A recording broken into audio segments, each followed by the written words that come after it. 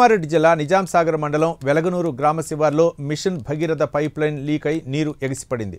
నీరు వృధాగా పోతుండటంతో అధికారులకు వాహనదారులు సమాచారం ఇచ్చారు. రంగంలోకి దిగిన సిబ్బంది పరిస్థితిని చక్కదిద్దారు.